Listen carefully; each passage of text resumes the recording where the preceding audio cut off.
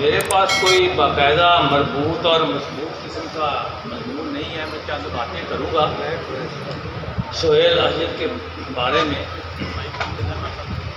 تو سہیل احجد ایک شخصیت کے طور پر جہاں تک میں نے دیکھا ہے، میرا رابطہ صرف ایک دفعہ ہی 2-3 منٹ کا ہوا جب وہ کتاب دینے کے لیے گیا. لیکن اس سے پہلے تقریباً 1 سال پہلے ان پر ٹیلی فون پر گفتگو ہوتی رہی ہے. پھر موبائل پر بھی جو ہے ان کی پوسٹیں اور ادھر ادھر سے معلومات، اختر خان سے معلومات، ساری معلومات، اور کتاب پڑھنے کے بعد میں اس نتیجے پر پہنچا ہوں کہ سہیل احجد خود جو ہے اپنی کتاب کا چلتا پھرتا کردار ہے. بہت اچھے. وہ ایک درویش صرف انسان مجھے نظر آئے. جیسا کہ اختر خان نے کہا کہ نفع نقصان کی پرواہ کیے بغیر اور دوستوں کا دوست، ایک طلسماتی قسم کی شخصیت، ایک رومانوی قسم کی شخصیت، ایک افسانوی قسم کی شخصیت مجھے نظر آتے ہیں. اور جہاں تک انہوں نے کہا کہ مجھے کچھ اور لکھنا تھا، اس سلسلے میں ایک شاعر جو ہے یا ادیب، خاص طور پر شاعر، اس کی روح ہمیشہ بے چین رہتی ہے اور کچھ نہ کچھ لکھتا ہی رہتا ہے، اور اس کی روح کو کبھی بھی چین نصیب نہیں ہوتا. اور میں سمجھتا ہوں کہ سہیل احجد نے جو یہ کہا ہے کہ مجھے کچھ اور لکھنا تھا، کچھ تو اس کتاب میں لکھ دیا ہے انہوں نے، لیکن واقعی کچھ باتیں لکھنے سے رہ گئی ہوں گی.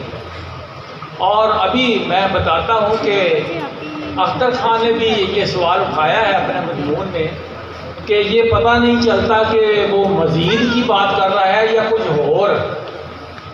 تو اس سلسلے میں کچھ بیان کرنا چاہتا ہوں کہ مزید بھی اس سے اخذ ہوتا ہے، لیکن جو انہوں نے کہا ہے کہ مجھے کچھ اور لکھنا تھا، تو کیوں نہ ان کی کتاب سے ہی جو ہے یہ پتہ کیا جائے کہ وہ کیا کہنا چاہتے ہیں.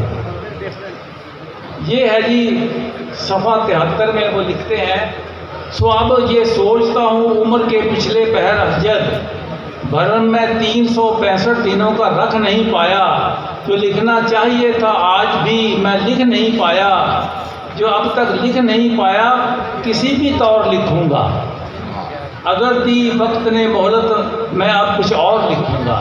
یہ انہوں نے خود جو ہے اس کا جواب دے دیا ہے اختر خان کی بات.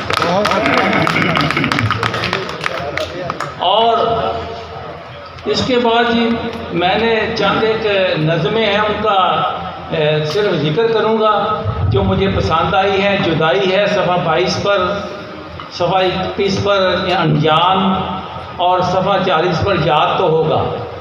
اور اس کے بعد جو خاص طور پر مجھے ایک نظم پسند آئی ہے وہ ہے پرسہ. یہ ماں کی یاد میں انہوں نے 3 نظمیں لکھی ہیں، 3 میں سے ایک پرسہ ہے.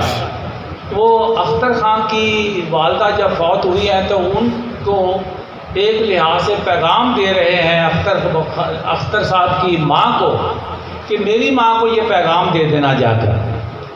تو وہ جو نظم ہے وہ بڑی متاثر کن ہے، اور وہ میں آپ کو تھوڑا سا پڑھ کر مختصر سی ہے.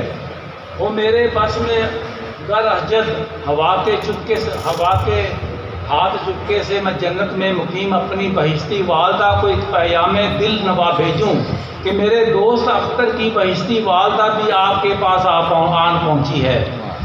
امی جی قسم ہے اب جہاں دل پر دل نہیں لگتا، جہاں ہر چیز ہے لیکن ہر ایک شے اجنبی سی اور بیگانی سی لگتی ہے، ہر ایک منظر پس منظر میں حیرانی سی لگتی ہے کہ جو ماں کی ہوتی ہے، جو کہ کمی ماں کی جو ہوتی ہے وہ پوری ہو نہیں سکتی. سو ماں جی اپنے قدموں میں ہماری بھی جگہ رکھیں، یہ دنیا آتی ہے سب یہاں سے جانے والے ہیں، بہت ہی جلد ہم بھی آپ کے پاس آنے والے ہیں. 2 اور نظمیں ہیں لیکن وہ میں نے نظر انداز کر رہا ہوں. اس کے بعد ایک نظم جو ہے نظموں میں سے جو 10 صفحات اور پھیلی ہوئی ہے، اور اس کتاب میں ان کی شاعری جوبن پر ہے. اس نظم میں شاعری جوبن پر ہے، وہ میں نظم نہیں پڑھوں گا، 10 صفحات پر مشتمل ہے اور پڑھنے کے لائق ہے۔ اور اسی کے ساتھ نظم ہے وہ اکثر مجھ سے کہتی تھی، جو 10 صفحات پر مشتمل ہے اس کا پہلا مصرع بھی یہی ہے، وہ اکثر مجھ سے کہتی تھی۔ تو یہاں ان سے ایک سوال بھی ہے کہ یہ ماضی کی بات کر رہے ہیں، وہ اکثر مجھ سے کہتی تھی، تو کیا وہ بچھڑ چکی ہے؟ یہ اس کا پتہ نہیں چلتا۔ تو نظم سے یہی لگتا ہے کہ جیسے شاید کوئی بچھڑ چکی ہے۔ شاعر بندہ بنتا ہی اس میں۔ ہاں، اور اس کے بعد جو ہے میں ایک اور ذکر کروں گا، بھیگی بھیگی یادیں، اور پھر جو ہے ان کے ایک کہتے ہیں کہ غم دورہ کا ذکر نہیں ہے، جو غم دورہ کے سلسلے میں مجھے جو چیز یہاں پسند آئی ہے وہ ایک نظم ہے مسجد۔ گلی گلی ملا کا شور، مسجد ہے زیر تعمیر، چندہ دو اور جنت لو، ملا کے گلے کو بھرتا دیکھ کے حجت، بھوکے پیٹ اور پھٹے پرانے کپڑوں میں ملبوس ایک بچہ ہنستے ہنستے سوچ رہا ہے میں بھی مسجد ہوتا کاش۔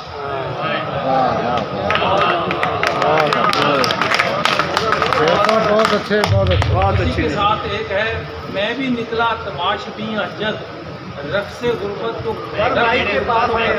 دیکھ کر، میں بھی نکلا تماش بین حجت، رقص غربت کو کرتے دیکھ آیا۔ اور ایک مختصر سی نظم ہے جہاں ابھی یہ ایک ہائیکو ہے، میں نے تاریخ کی کتابوں کے سارے صفحوں پہ لکھ دیا حجت، بھوک سب سے قدیم مذہب ہے۔